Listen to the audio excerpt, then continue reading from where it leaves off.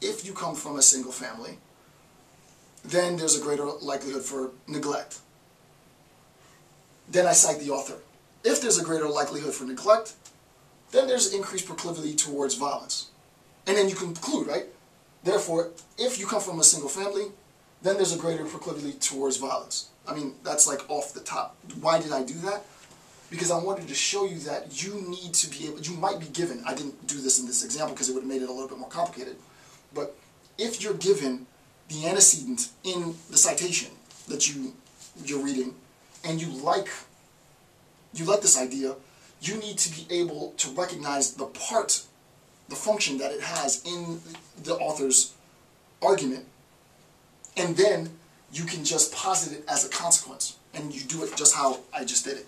So if you need to sort of segment that previous section, a few minutes of what I just said, and rewatch it a couple of times, it'll make sense. And that's sort of how you do it, right? That's how you do it. It's important to make sure that you know that if I would have put that in the lecture formally, it would have kicked me out another 2-3 hours, because I really think this is going to be like, section 3 is going to itself be maybe, it could potentially be 4 hours. I'm hoping it's not, and I can't wait for this lecture series to be over. I could go on to something else, because I'm not getting any personal satisfaction out of this, but it'll help all of you. And I guess I am getting sort of a little bit of satisfaction. I had this very bizarre Facebook discussion last night about altruism and egoism, but this is the more altruistic lecture. Okay, so the initial conditional claim should directly connect to the existing relational account, and that should make sense now, right? So what we need to do now is we've generalized the extraction to sort of refine it, like I said. You take it out raw, we're going to refine it, and now we're going to transform that refined generalized claim, hopefully, into a proper conditional claim, which we haven't done yet. So we need to create a new conditional claim. So A, this is going to be the antecedent, and this I will write down, right? This I will write down. Okay, so if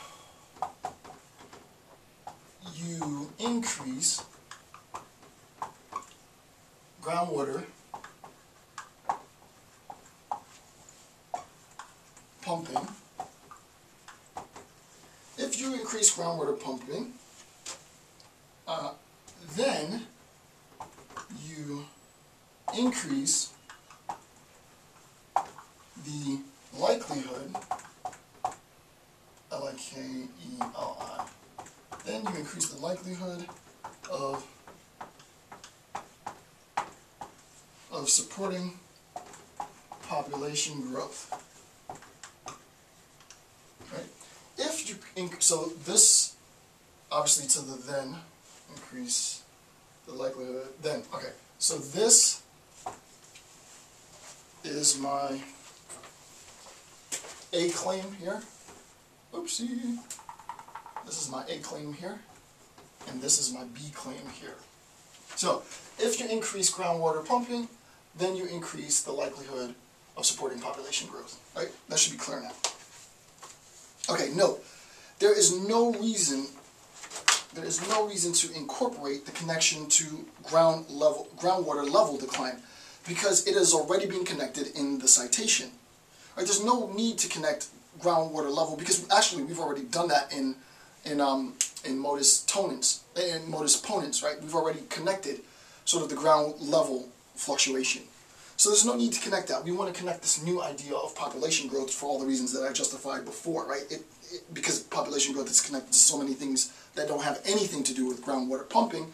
Thus, via hypothetical syllogism, we can connect groundwater pumping to so many other things that you wouldn't think are connected to groundwater pumping, right? So if we want to link at some later point in our analysis population growth to water level decline, we obviously don't need to reconstruct the argument because it's already been established in the citation. It's been explicit. I think the argument was something like, if groundwater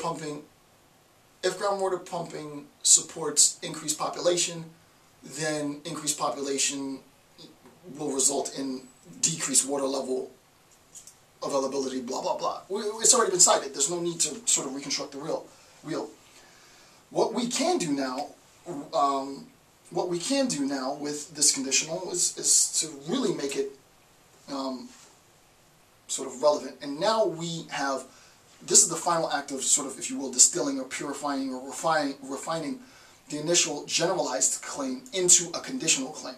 This is what we've been working for. I should have put like an asterisk by this. But this is what we've been working for, is our first conditional relation. We're actually going to state it now. And it's this. If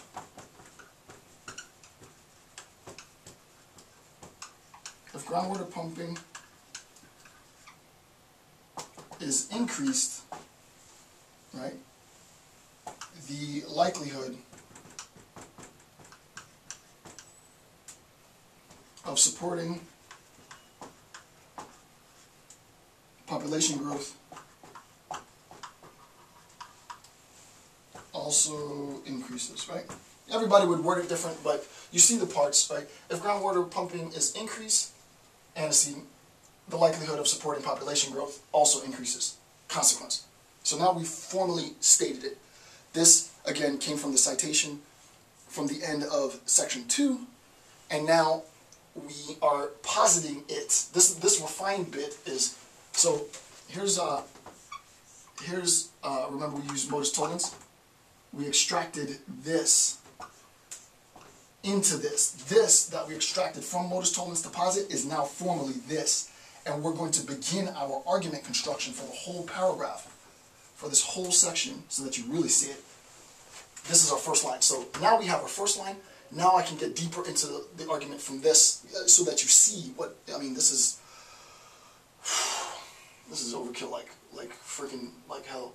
Right? So we've extracted, refined, now we have our first conditional claim, then I can get into our second conditional claim, I can derive our third conditional claim, and then I can start to flesh it out, and then we have more and more and more and more and more, to the point where I won't be able to write this on the board again, because there'll be so much stuff. But I want you to see this explicitly.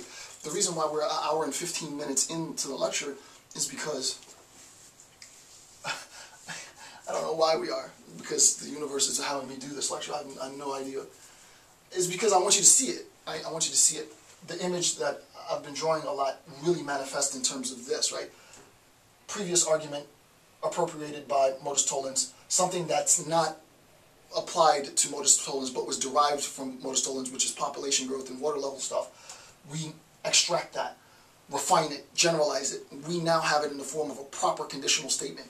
We posit that as our first line in this new passage that assumes this form, and then we begin to construct our hypothetical syllogism based on the appropriation of the rules of inference. Flesh that out, flesh it out, flesh it out, flesh it out, add citations, finish, do exactly the same thing, repeat, repeat, repeat, extract, distill, refine, conform to the logical forms, explain, flesh out, extract, da, da, da, da, da, da, da, da. So we have it. So what we need to do with this conditional, there's a conditional, is to link B to something not already mentioned in our analysis. We have to find something new. Everybody will select something different. This can be anything involving a connection to population. Anything that you want to connect population to is something that you can connect it to. It is precisely at this point that our papers would drastically differ. Note, once and if you attain an expert level ability to analyze logic and rhetoric, anytime you see hypothetical syllogism, which is specifically now part 3 of hypothetical syllogism, will always, always, always give you insight, a prelude into the author's intentions. And I'll explain that in a second. It is impossible. This is like, you know, this is a much deeper level, but I'll throw it out there because it's time that everybody sort of knows this, because I mean I'm already on to something way deeper than that. But the idea is, if the author is presenting a hypothetical syllogism in the argument, and you identify, hey, this is a hypothetical syllogism, I watched Dr. Campbell's lecture, I know what this is now. So here's the conditional claim, the first conditional claim. Here's the second conditional claim. Whatever the author selects as the antecedent, the second antecedent, part 3 of the conditional claim, gives you a sense of the intention of the author, because, as we said, you can connect this to anything. Why did Dr. Campbell connect population growth to this other factor? That must be where he's taking the argument. You already know where the argument's going to go, because this is going to be a sort of a prelude. This is going to be foreshadowing, right? The argument is going to